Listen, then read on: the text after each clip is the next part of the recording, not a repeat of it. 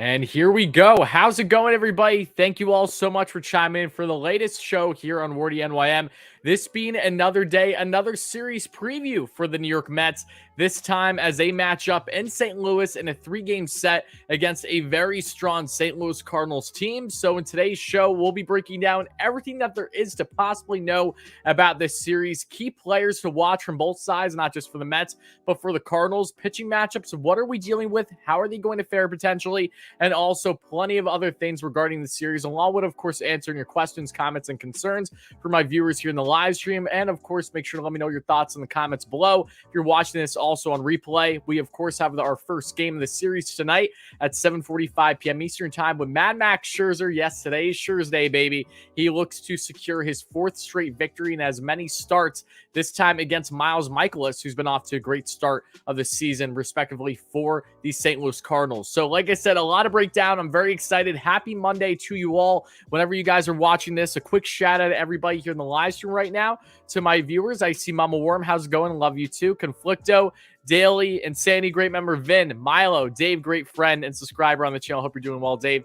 Biggles, let's see. Guardians of Chaos, great supporter. Hope you are doing well too. RP, great member on the channel. Justin, Chris Ferrero, let's see. Poppy, all you guys, thank you all so much for being here and for people just chiming in too.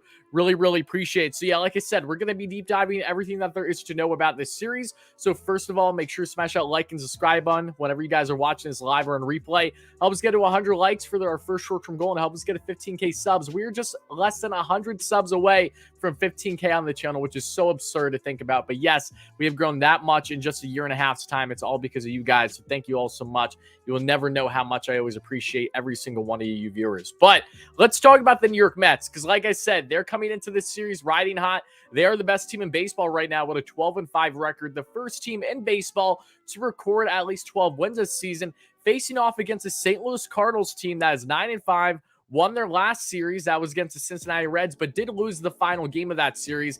They have played, for the most part, teams that aren't awfully competitive. The only team that they did play so far this season that you can expect to be a menace, at least a very good team, a very strong team in the NL Central, is the Milwaukee Brewers, and they tied that series. They split it two wins apiece. So for the most part, this is the first true test for the Cardinals outside the Brewers this season. For the Mets, not as much of a test because they've already faced the Phillies. The Giants was that big one, but this is another big test for them because the Mets, of course, have been up and down with the Cardinals in recent years. We remember that series late in the year last year when the Cardinals were on that ridiculous winning streak that helped propel them in the playoffs. That was by sweeping the Mets and doing so heading into the postseason. Just a miracle run they had that fell short because they had to play the Dodgers, of course, in that one game wildcard game. But no less, the Cardinals, again, have been a strong team this season. We'll be breaking down why exactly we should be, cautiously optimistic about the series. Hoping, of course, that the Mets can win this one. As much as I would love series sweeps, just win the series, baby. The Mets have won their first 5 series of the season, so hopefully they can kick things off on the right foot tonight with Max Scherzer on the mound. And speaking of Mad Max, guys, this will be an interesting matchup for him against the St. Louis Cardinals because, again, shout out all my viewers just chiming in. I appreciate you guys. Thumbs it up for sure. Help us get to 100 likes. I'll be answering all your comments very soon after I break down everything that there is to know about the series. But Scherzer, who, again, is known for having a strong win-loss record. Not that wins and losses mean so much, but Scherzer's just dominant every 5th day. He actually has a 4-6 win-loss record against the St. Louis Cardinals in his career. Over 100 strikeouts in a handful of starts, I believe over 14 games or so, and has a 2.78 career ERA versus the Cardinals. So very strong numbers for Max Scherzer, but there are a couple hitters in this lineup that we will see starting tonight that have had the upper edge in a small sample size to be that against Mad Max. And again, he's facing Miles Mikolas, who is really stepping up, the best start to a season he's had since 2019. Only pitched in 9 games last season, didn't pitch at all in the 2020 shortened campaign. Mikolas so far this season is 1-0 with a 1.76 ERA, really working that arsenal nicely. His advanced numbers are pretty nice too, so it's not like that this is just a fluke for him to start. No, he's been pitching pretty well through his first couple for the Cards. And Max, of course, 3-0 with a 2.5 overall ERA to this point. And then when we get into game 2 of this series, we have another key pitching matchup. an interesting one to be that being Chris Bassitt coming off of his first loss and worst start of the season, where he gave up 5 earned runs against the San Francisco Giants, who again are one of the best teams in baseball for a reason. So it wasn't all that lance to see what they did against Bassitt. But Bassitt looks to rebound game 2, this being against Jordan Hicks. Yes, you guys might remember Jordan Hicks. He's known for being that flame-throwing reliever, the guy that could easily touch 105 pre-Tommy John surgery. Now he's being utilized as really kind of, a swing man out of that bullpen to start off things in the rotation to eat a couple innings. Maybe this is something that the Cardinals are trying to use as a Swiss Army knife throughout the year. Maybe it's because of a lack of pitching depth right now. Either way, Hicks has had a good start being a starter this season, only pitching 2 to 3 innings each game thus far. He has himself some solid stats to start the season for Hicks, a total of a 1-1 win-loss record and a 1.29 ERA, known for that heavy fastball that we know that, again, can definitely be awfully difficult to hit. Bassitt 2-1 on the year with a 3 ERA even. And then game 3's pitching matchup is another fun one. That is going to be Cookie Carrasco. Yes, Cookie, who's been off to a tremendous start for the Mets this season with a 1-0 win-loss record and a 1.47 ERA, coming off of a massive performance against the San Francisco Giants, where he finally got his first victory of the season. He was getting the Jacob deGrom treatment, was lights out in his first 2 starts this year, deserved wins in both, but didn't get them because the Mets unfortunately had some bullpen implosions and a lack of offense. But not in that game against the Giants. They got the job done, and Cookie looks for hopefully his second straight win, this time being against a former New York Met pitcher, that being in Steven Matz. Matz on the year is 2-1 currently with a 5.27 ERA. What sticks out about Steven Matz? Oh, I don't know. Kind of the fact that former New York Met, the Mets actually have done well against him when they matched up last year between the Blue Jays and the Mets in his 1 year in Toronto after getting traded there right in the prior to the beginning of last season.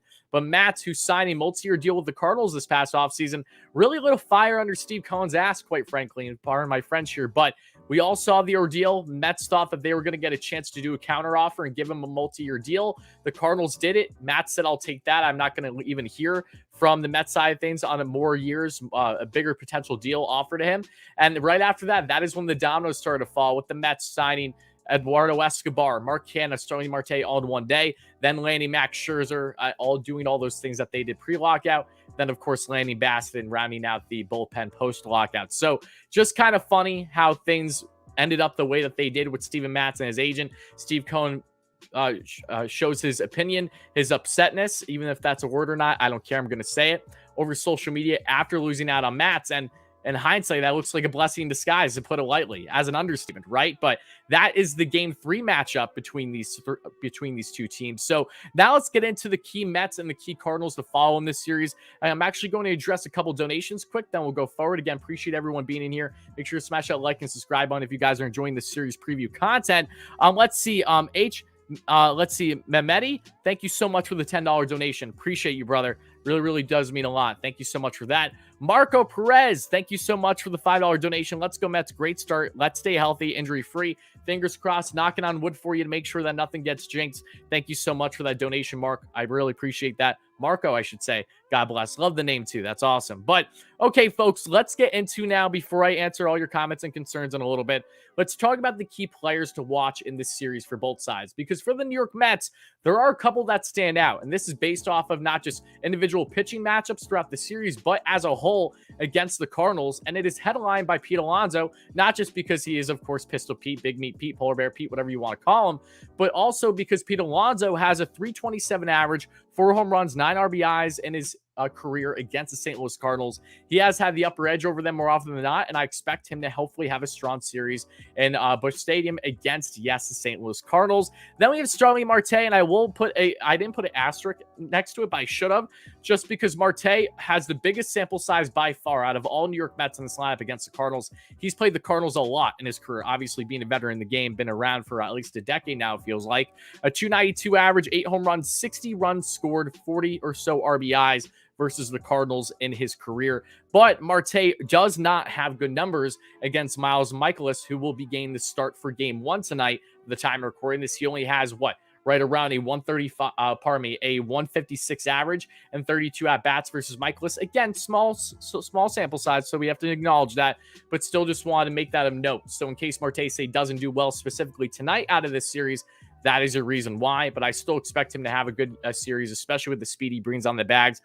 stealing, getting his own run like no tomorrow, like he did last night in Arizona. I mean, he's just an absolute phenom. Even when he's not hitting well, he's still making quite the impact with his speed on the bags and his ability defensively too, which again hasn't even been great thus far this season, as he's still trying to get adjusted to being an everyday right fielder when that's the first time he's had to play the position at the MLB level in his career. Of course, him being in his mid-30s now. But now getting into my third guy to watch in this series, and don't get me wrong, there are other players to look for. Don't be surprised if a lot of the Mets in the lineup perform well, but I specifically went with J.D. Davis because of a couple things. One, I have been a heavy critic of J.D. Davis basically throughout his entire tenure as a New York Met, at least since really, I would say, the short 2020 campaign, but really started to hit full-fledged last season when he, dealt with his injuries. Unfortunately, when he played defense, it wasn't good. But JD, especially in the DH spot, coming off of an opposite field home run last night in Arizona, I expect him to actually have a good series should he get enough playing time. That's the big thing, because against the St. Louis Cardinals in his career, JD Davis does have a 391 average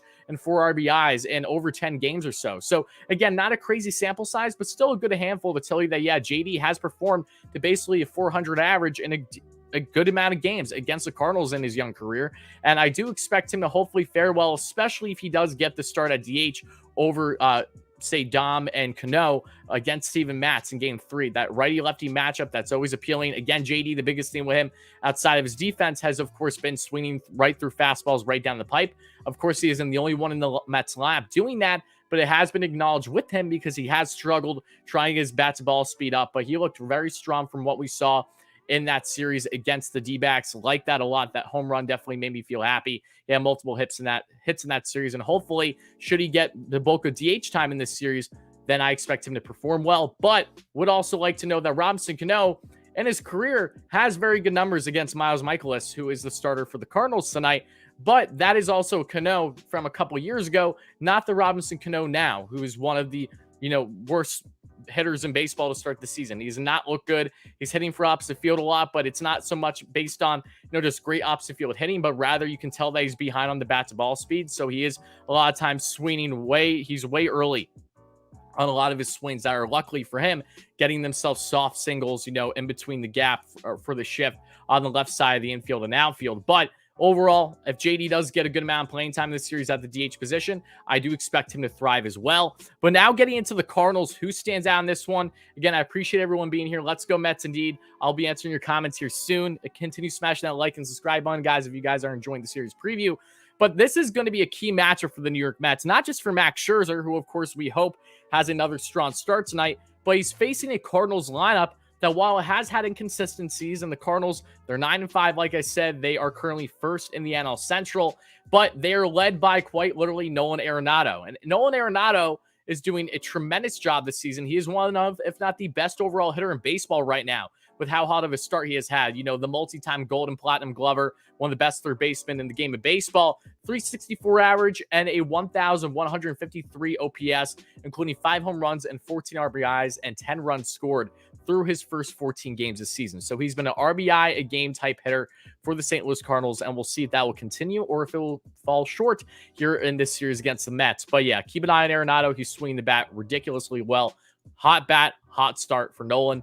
But against the New York Mets in his career, he also has strong numbers: 12 home runs, 43 RBIs, and 51 games played, including a 283 average against the Amazons in his career. So overall, he has done a very good job against the Mets, albeit that he also is doing really well as a whole to start the season, now going up against the Mets in this series.